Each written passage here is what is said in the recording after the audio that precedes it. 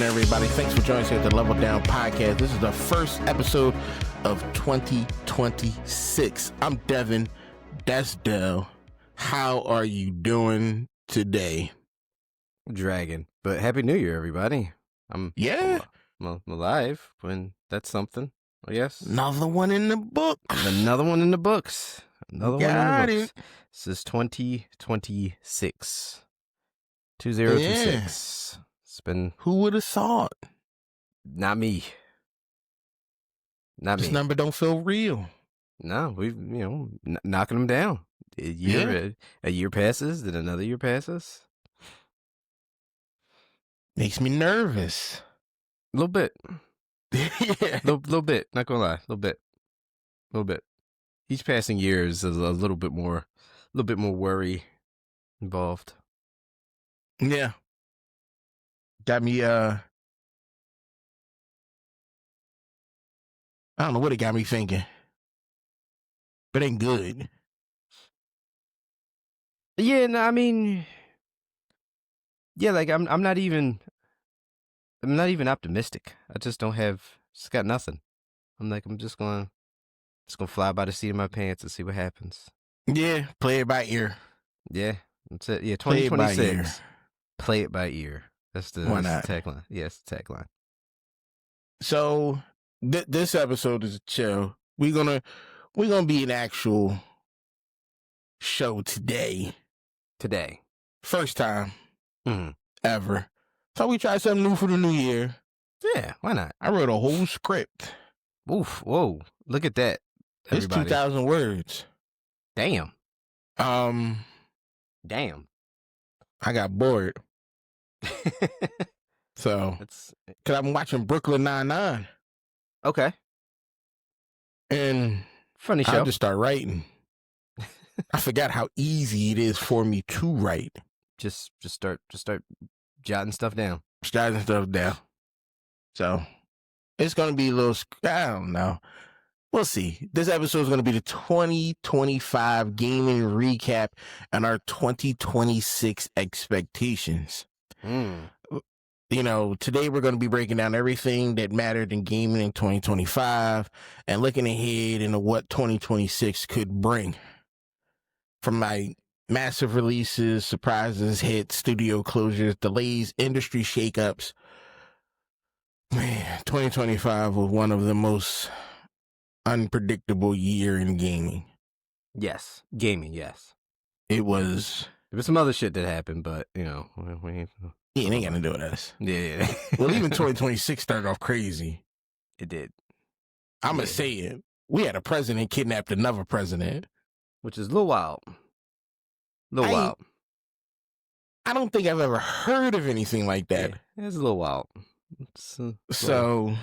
little wild. It was like, we ended the year with however you people out there want to feel about the Stranger Things finale, and then we got kidnappings. Right?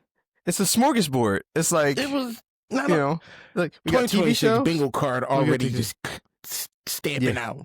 Already. We just getting them. Already. Well,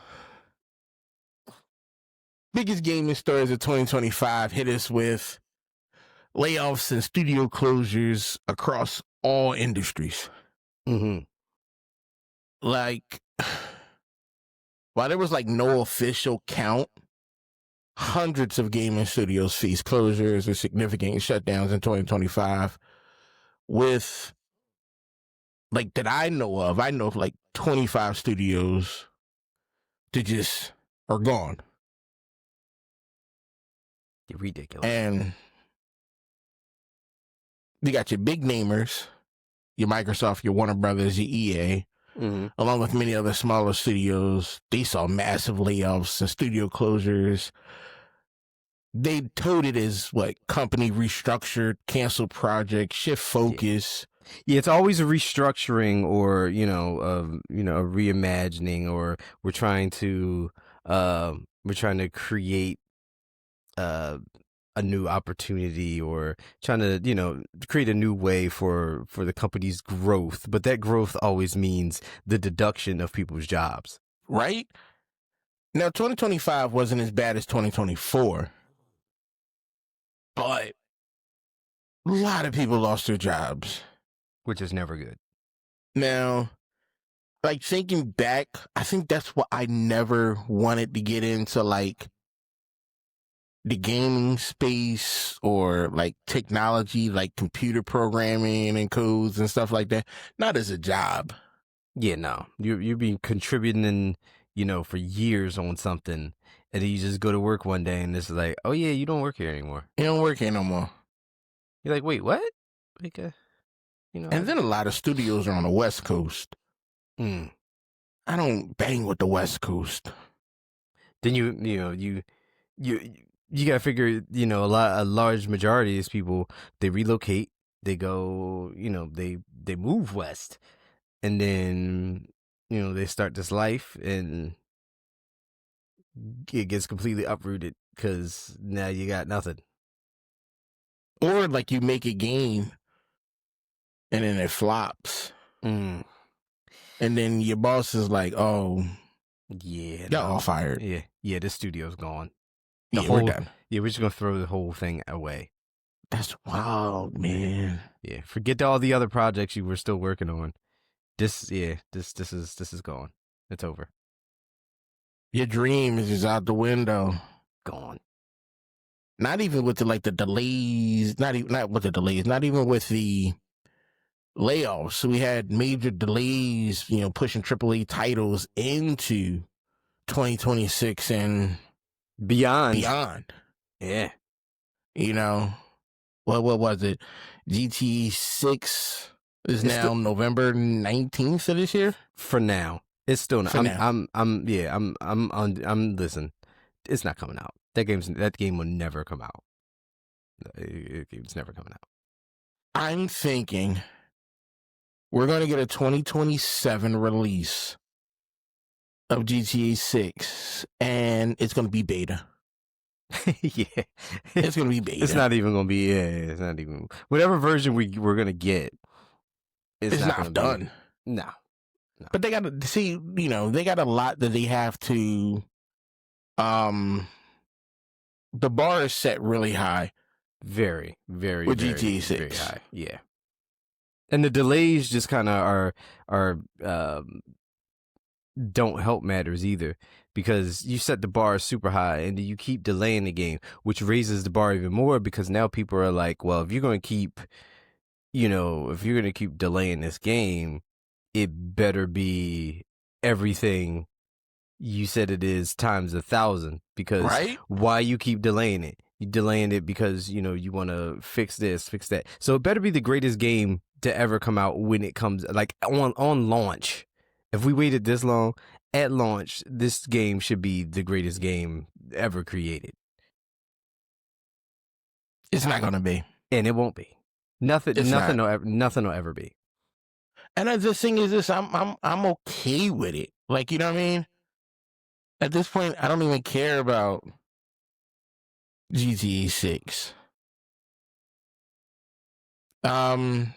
Another big news for 2025 subscription service, Game Pass, PlayStation Plus. They just continue to just keep evolving and changing. Yep.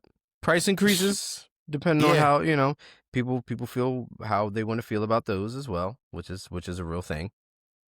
PlayStation, starting January 2026, PS4 games will only be added intermittently to the monthly and gaming catalogs, with the service prioritizing PS5 content.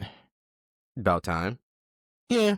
Sony's continuing to expand its game catalog and extra premium tiers with a variety of titles, including AAA games and indie hits. And they're trying to work on that cloud-based gaming compatibilities. I think now they're supporting PlayStation Portable Remote Player. Okay. Oh yeah. That does cloud gaming now. Yeah, I still don't want one. I'm okay. Yeah, I'm done. I don't think I want to move. I don't need that. That's a novelty just to have sitting around. Yeah. The Game Pass Ultimate tier price, we knew that increased for y'all people, $360 annually. You see what they did there? Mm-hmm. I see what they did. Crazy. That led to a lot of people just canceling. Yeah. There was an exodus of Game Pass subscriptions.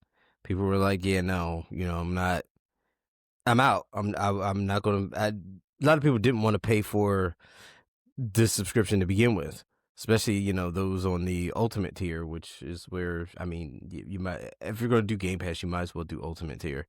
I don't see the benefit of doing anything less, but people didn't want to pay what they paid. Now it's essentially like $30 a month, and people were like, yeah, no, I'm out. Well, I'm still on Game Pass PC. I'm enjoying it. Mm-hmm. It scratches that itch of needing a new game.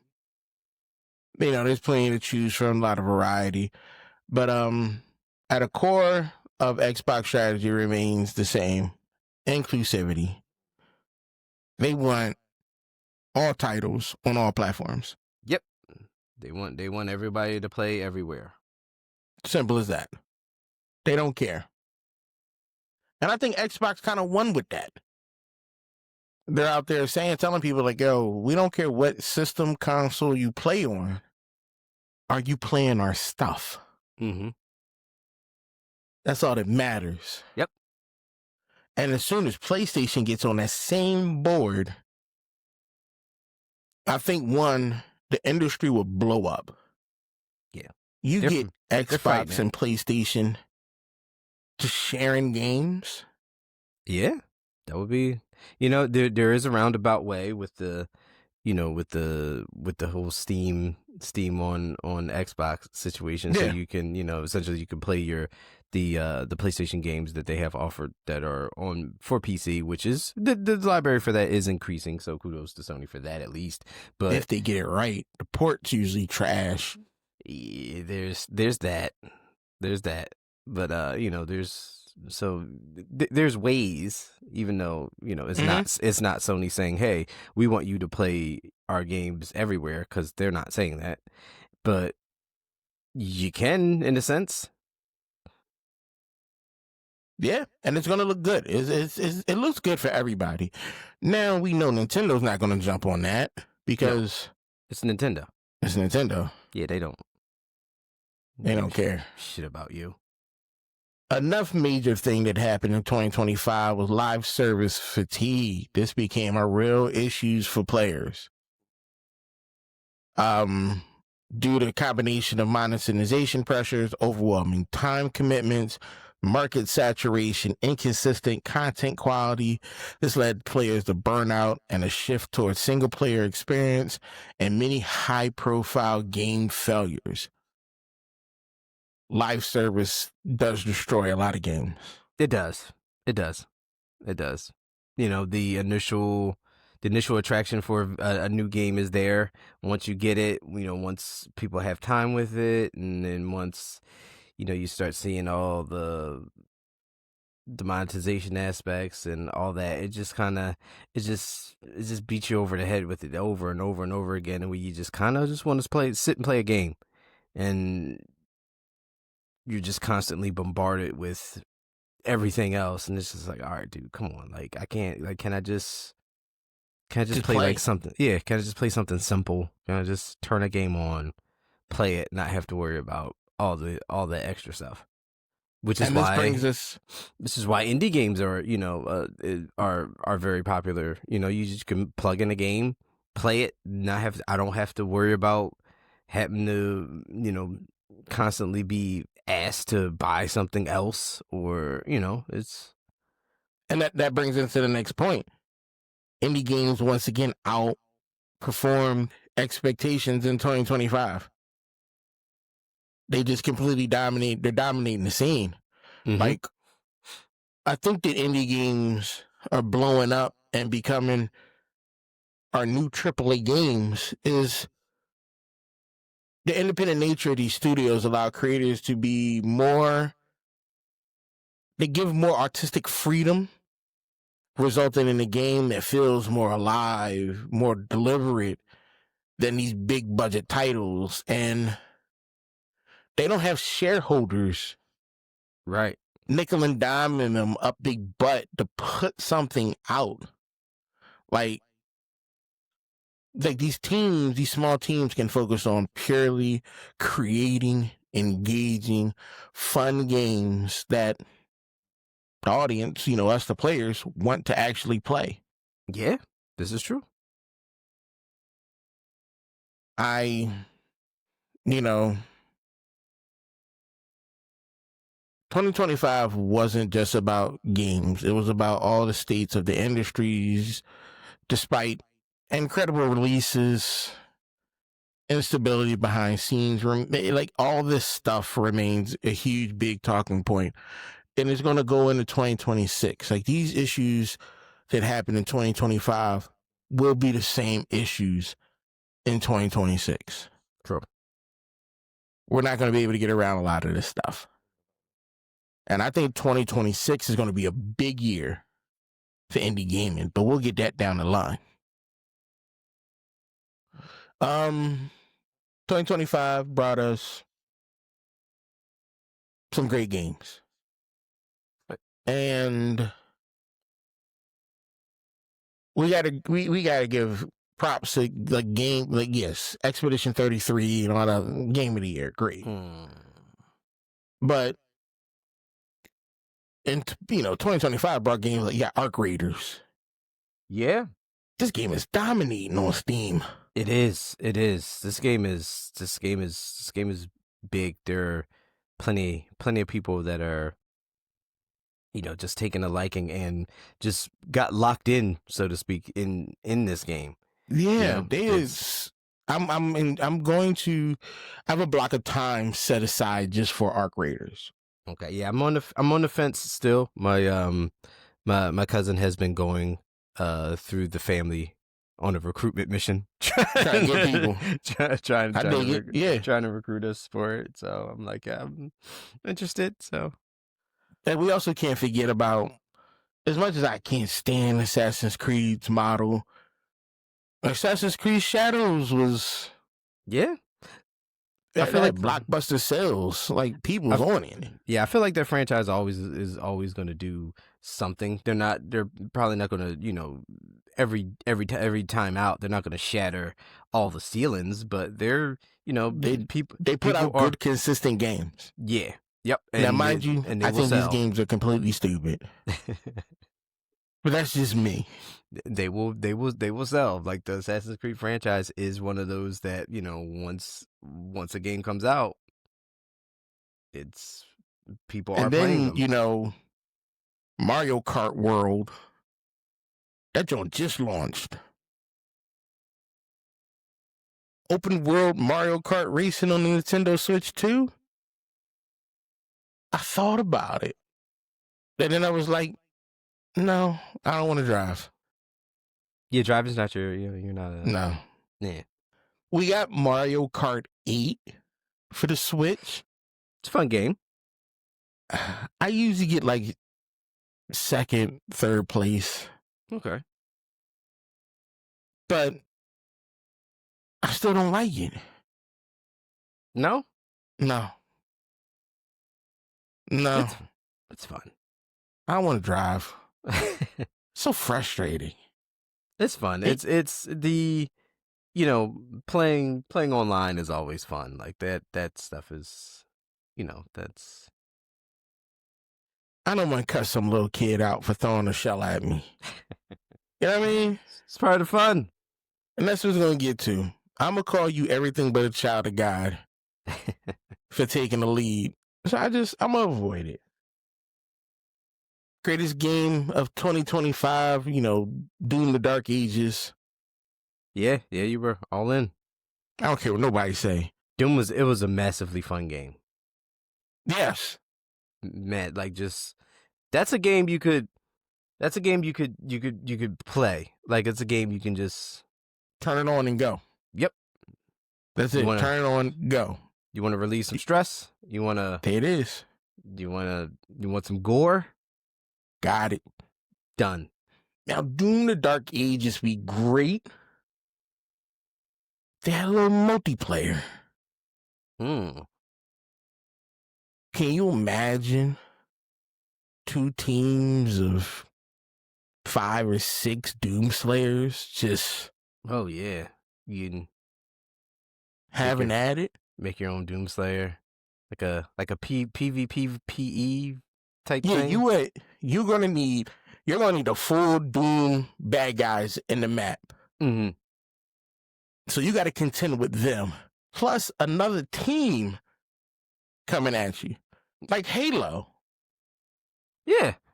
Throw a Halo and just have a bunch of bad guys in it. So while you're trying to, team deathmatch with Doomslayers, there's other stuff going on. There's other stuff happening that is out to get you. Yeah. There's skulls flying at you or any and everything. 2025 brought out one of the best surprise indie hits, Hollow Knight. Mm-hmm. Silksong. People love their Hollow Knight. That thing banked over $125 million. I can't believe it. That's what it does. Well, no, I can't believe it. People were waiting. It's a decent game. And then people were waiting on this one. They were waiting on Silksong for quite a while. So when they got it, they did not disappoint. They went they went straight at it. They went full bore. Yes. Now we had some hits in 2025, but they also had some disappointments. Avowed. Oof. Sorry, I played it. Couldn't. Yeah. No. I know what you wanted to do. I know what you were going for. It wasn't it. Now, will I go back towards Avowed in the future? Maybe a year or year and a half down the line, it'll pop up. Recommendation. I'll see it in the library. Let me give this another whirl. Maybe they did something to maybe make it a little better, but after that I was like, nah. Killing Floor 3. Oh yeah. That was no, they should have stopped it too. For me, the biggest disappointment in 2025 was the Call of Duty Black Ops 7 campaign. Oh yeah, you were. I've not finished it. That says a lot. You're a campaign first guy. Yeah. I've not thought about playing that rip-off controlled type game. Yeah, it's not great. Horrible. It's not great. You completely and you can't fix it. No, that is your product. That is what you put out. That's it. You can't change. You can't change that. Well, wait till Black Ops 8. No. You ruined Black Ops. Yeah. Go back to Modern Warfare. Yeah, well, I feel like we're about due. Yeah. Go back to Modern Warfare. We're about due for that. You got Save the Cheerleader, Save the World guy in this. I still don't know his name. Peter Petrelli. That was his name in the show. Heroes, yeah. His name was Peter. I know him as Peter Petrelli. Now I gotta find out his real name. He don't even show up. That's how much he sucked. Didn't even Heroes try. Guy. Cast.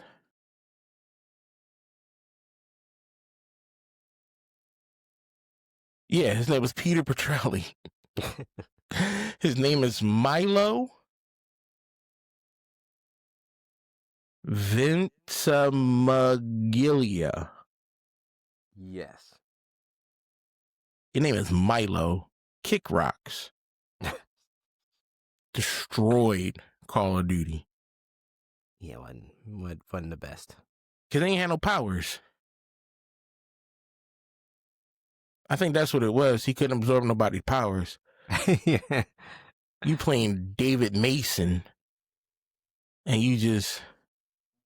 Was he David Mason? Yeah. Section. David Mason. Codename Section. I wasn't crazy. As far as I got, though. I don't care. That was about it for you. That was it. As soon as blades... As soon as knives start falling from the sky... Yeah, it was... Yeah. Trippy ass dream world. This was a year where indie games continued to prove that they did not need massive budgets to deliver unforgettable experiences. They just didn't. And then we got some console platform stuff. PlayStation's 2025 exclusive strategy focused on delivering yearly AAA single-player narrative games on console first and PC, expanding live service titles across console and PC, and shifting to multi-device console PC peripherals rather than a multi-platform approach. We talked about PlayStation. Mm-hmm. They don't care about multi-platform. They don't. Xbox is focused on multi-platform. Period. Yeah. That's in the console debate. And what is Nintendo doing? Whatever Nintendo does. Whatever they do. Yep.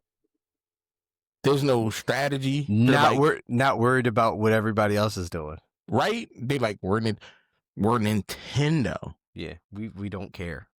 This is it. This is what we do. You gonna buy it or you not? Where did I put it? Oh, that's towards the end.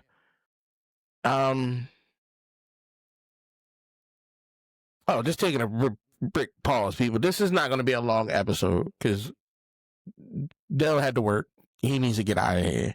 We're just putting something out in the world for y'all to. Yeah, you were fading. Well, I'm fading. Experience. yeah, give you something here. Kick off the new year. Yeah. So you don't forget about us. We're here. Don't think that the show is going to be like this every episode. Yeah, no. Let's get out of that mindset. Back to the show. I know y'all don't want to be PC gamers. But PC gaming hardware surged to $44 billion in 2025. That's a 35% increase. There's a lot of sellouts out there. There's a lot of console sellouts. No. I'm not moving. I'm gonna be that old lady that's just not gonna move out of her house because they're trying to build the highway. I'm not moving out of my house. Staying on console. Knife and Hunting Park? Yeah. That single house just sits there. That's me. I'm a bit. Everybody who know about that one house. Yeah. Yep. You probably have a house in your neighborhood or somewhere in your city or you know. But you got to understand the overall gaming market. The entire gaming industry was expecting to hit records of $198 to $197 billion in 2025. PC doing very well. They did well. They did well. You know, PC like mid-range PCs. This is what I tell everybody: buy a mid-range PC. There is no need to spend $3,000, $4,000, $5,000 on a PC. Yeah, no. You don't need that. You're a gamer. chances are casual gamer. We're all casual gamers. Ain't none of us getting paid professionally. So you're not going to need like this out of the world rig. You're not. That's not going to be worth anything. See, people forget this. If you buy, let's say you buy a pre-build, you need to take the time to understand what's in that pre-build, what you can replace and upgrade. If you build your own PC, which is fun, it's great, do it. You still don't want to spend a crazy amount of money building that thing because it becomes obsolete. It's like a car. Once you drive it off the lot, it loses its value. Mm-hmm. Every year, parts are getting, they're redoing parts. And back in the day, DDR4 RAM was the standard. Everybody needed DDR4. Now, if you got DDR4, nobody won't touch it. At you like, nobody dare not touches it now. Like, I wouldn't put that in my rig. Oh, would never. If your graphics card ain't got 12 gigs of VRAM, what you doing? And my point, like, you don't need all that. Make something that you build the game, you build the computer, and get the PC to the gaming that you want to play. If you a Stardew Valley cozy gamer, your rig should only cost you like $800. You might throw another couple hundred on top of that just for the RGB aesthetics. Mm. You know, you want a pink rig with pink light. I'm saying pink like girls are only boys get. I know, be honest with you, I know there's one boy online who got the most badass sea blue PC build. Okay. Sea blue. This joint is crazy looking. At first, I didn't know what sea blue was. I don't know these new colors. Yeah. But it looks amazing. $500 to build. Wow. $500. Put the whole joint together. Airbrushed his own case. Oh. Bought an Amazon airbrush joint for like $40. Made his own. Airbrush his own case. Lights is set up. He's got all types of shit. Like, it looks nice. Okay. But you couldn't tell it was $500. My computer. Don't nobody see my computer but me. Right. Nobody. Ain't no camera nowhere. I'm not advertising that I got this. But I needed it to play a game. That's when I upgrade. When I can't play the game that I want to play because my system's too old. Yeah, because once the new releases come out, you got to check the specs. You got to be like, all right, what do I need to run this? Like what do I need to be able to play this or play it comfortably or play it so it it's you at least have good performance and you can enjoy the game. Yeah, and you get to pick. Oh, I need a 4K monitor, 240 hertz. Yeah, but you still live at home. Mm-hmm. Your car not nice. Like, it's priorities. You can't dump your whole paycheck in your system and you eat oodles and noodles and drinking tuna water. Yeah, that's never good. All right, let's prioritize. I'm not saying don't get the system because I needed a new monitor. Is it by Acer? Yes. But I like my portable monitors. Did I get it in Walmart on sale for $79? Of course. Perfect. Beautiful. But I also have a career, a luxury apartment, a nice car, savings, 401k, IRA. My priorities are different. Right. You have, it's structured differently. Yeah. So think of that, gamers. Before you spend all that money on something, do you have an established Roth IRA. Yeah, ask these questions. That's it. I had to ask myself. Contributing to your retirement fund. I had to ask myself that question before I bought my monitor. Yeah. Like, is your health insurance current? Do you have health insurance? Yeah. Have you utilized it to maybe see about yourself? Get that deductible down. Get some blood work. Mm-hmm. Make sure you sit in these shares gaming, you get that deep vein thrombosis and pulmonary embolism, and you clocking out. And none of that means anything. And as gamers, that monitor, none of that means anything. No, you just look good streaming. Yep. When you having that Widowmaker. You wondering, like, share, subscribe, squeezing your chest. Yeah. As you clock out for that remember, there's no continuation screens. Mm-mm. You can't pop another quarter in and play again. No, that's it. You got up, down, left, right, hold, start don't work in real life. No, this is perma. Yeah. So this is a permadeath. But once again, like the lines between platforms, they're getting thinner and thinner. PlayStation's the holdout. Yes. Nintendo is just God. Yeah, they exist on a plane of their own. On their own existence. They're just they just, there's the conversation about the gaming industry, and then there's Nintendo. Right. So 100%. Yeah. 100%.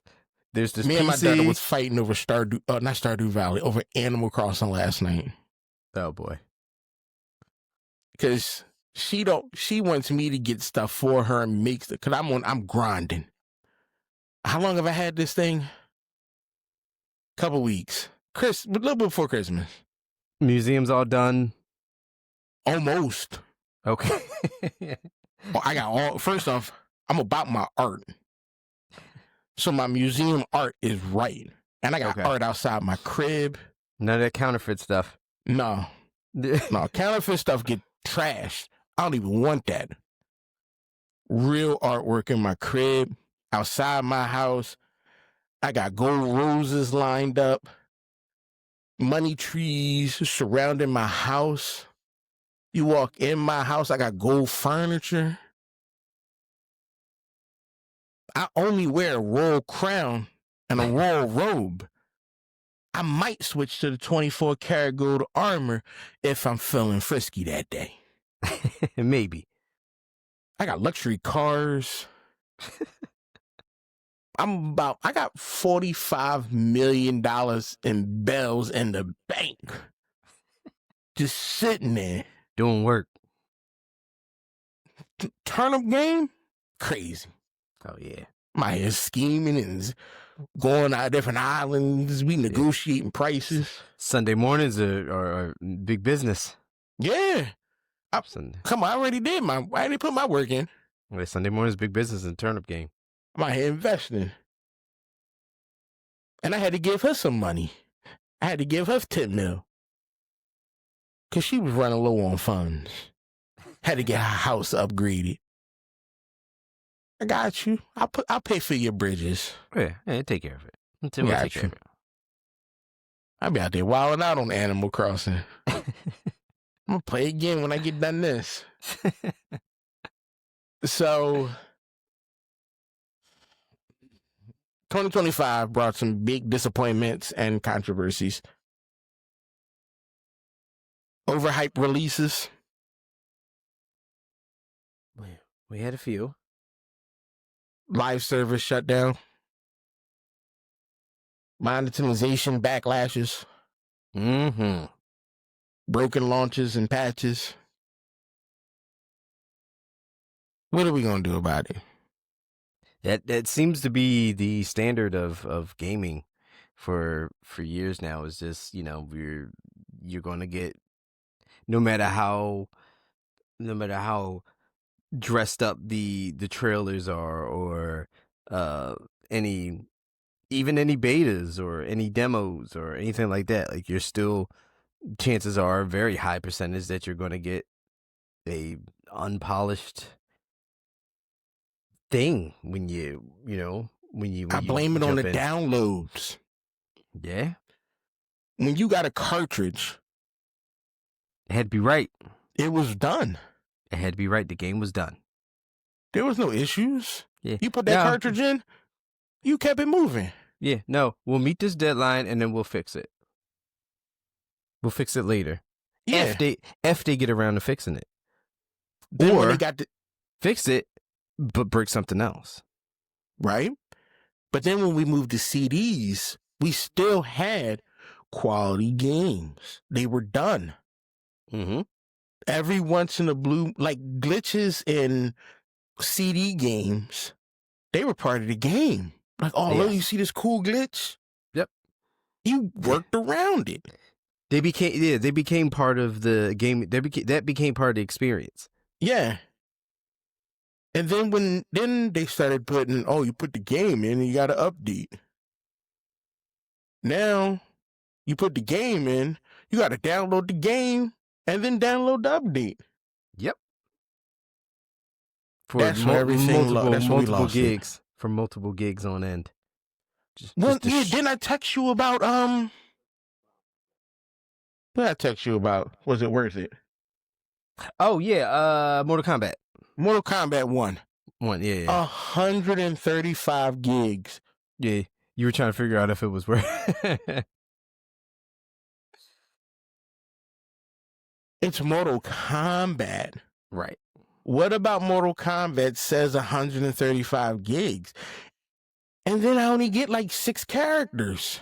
It's a story mode and all that. I get 6 characters, man. Oh, really? That's all it looked like to me. Oh, I did want to be. I got it on PlayStation because it was. I prefer my fighting games on PlayStation, but I got everything for like $18, like everything, all the fighters, everything. You get So the definitive edition, you get T-1000, Conan, Ghostface, Noob Saibot, Cyrax, Sector, Takeda, Homelander, Ermac. How does Ermac an extra character? How is Noob Saibot an extra character? I know. It's pretty ridiculous. I know. Shang Tsung, Reptile, Rain. Like, these are standard MK characters. Liu Kang, Sub-Zero. Like, yeah, should already been stock, but like the base game, you get 1, 2, 3, 4, 5, 6, 7, 8, 9, 10, 11, 16, 17, 18, 19, 20, 21, 22. You get 22 characters, base game. 22 characters, base game. Yo. It ain't worth it to me. And then the crazy thing is, this is like the longest I've ever went. I usually get the Mortal Kombat's like at launch. And I was this was the first one that I was just like, nah, I'll wait. Then I gotta pull out the controller. Yeah, I was like, I'll wait. I just got it because it was on like holiday sale. Yeah. So, wrapping up this part. Not every game stuck with the landing in 2025, reminding us while patience is still key when it comes to new releases. 2026 is here, 40s in. Expectations and predictions. Predictions, we're not getting GTA 6. No. No. I mean, the expectations are just going to be, unfortunately, there's going to be more unfinished games. We already know. Yep. Going to be stacked with delayed AAA games. Yep. Every time we get like a summer game show or something, we'll see something and they'll say, oh, well, 2026, or let's just say, and then we're going to go this entire year without any announcements of a lot of those games, like a lot of those titles. You just won't hear anything, like at all. Nobody will say anything. They won't even say it's delayed. You just won't hear anything. You know, out of the games that were like, I only want to play Resident Evil Requiem and Gears of War E-Day. Fair. Those are the only two games I'm really excited about playing. Like, I will have both those games day one. Other than that, I don't care about right now. Nothing's jumping out. Nothing's jumping out. Resident Evil, I gotta play Resident Evil. It's fair. Gears of War, I gotta play Gears of War. It's Gears. Like, that's just what it is. But you know, like I'm hoping that 2026,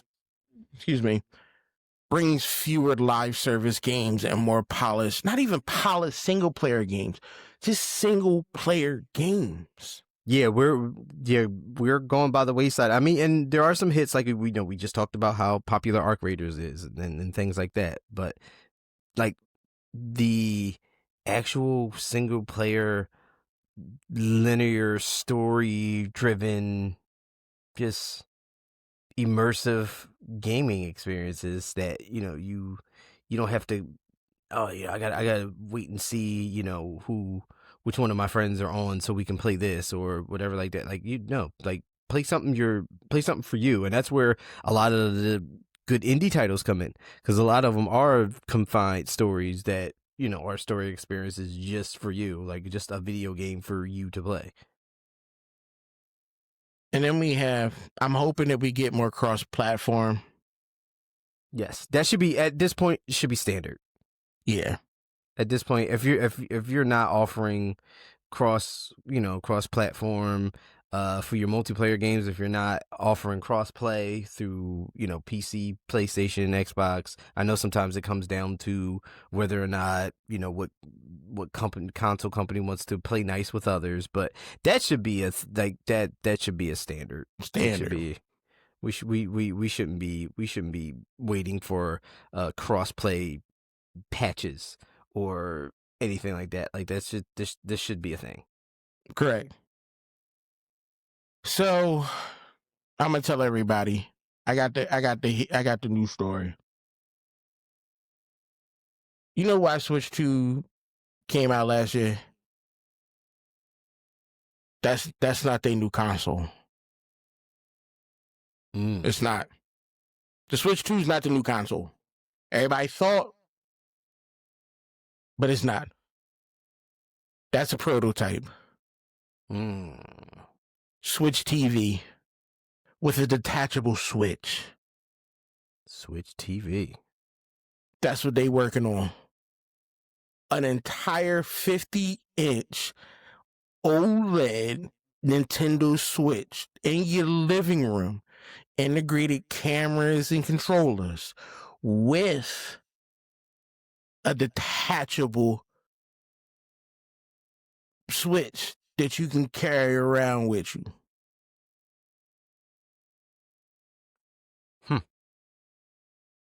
That's what is. That's. I'm not wrong. I guarantee there'll be a Switch TV. Nintendo TV. And fully integrated. Fully. Apps, Netflix, all that. All on your TV. Whatever you want. All in your Nintendo ecosystem. Everything is going to be connected. It's going to have an amiibo port that you could pop your amiibos on it. Everything. Y'all think I'm tripping. I'm telling you, Switch TV coming. If it's not coming in 2026, it's definitely going to be announced in 2026. Something. A huge TV on Nintendo. Sounds like a very Nintendo. Sounds like a very Nintendo thing to do. Yeah. Yeah. He's like, y'all out here is trying to sell consoles. We just gonna give y'all the whole everything wrapped into one. Yeah. We can give you the whole thing. Man, if 2025 was about survival, 2026 could be about recovery. Yeah. And it is. and possibly one of the biggest years in gaming history. I'm thinking it's going to be big. 2025 was messy. It was exciting. Yeah, we had some heavy hitters, but it was frustrating. Agreed. But if the industry does anything, they listen. It takes a while for some of the more hard-headed gaming industries to really follow and get on board with what the people want. True. So hopefully 2026 will be a good year. 2026 is going to be a great year for us. Look out for some changes, some new intro music, new graphics, stuff like that. I'm gonna try to do a lot of stuff. Yeah, things will be new for 2026 to keep this thing going. Please like, share, comment, subscribe, follow us on all our socials. Engage, talk to us. We here. Not ashamed to speak to anybody. You know, I'm still trying to work out getting us linked up with other creators and stuff like that, so we can just have a good time and build this space. Once again, I'm Devin. That's Del. This is the Level Down Podcast, and we will see y'all next week.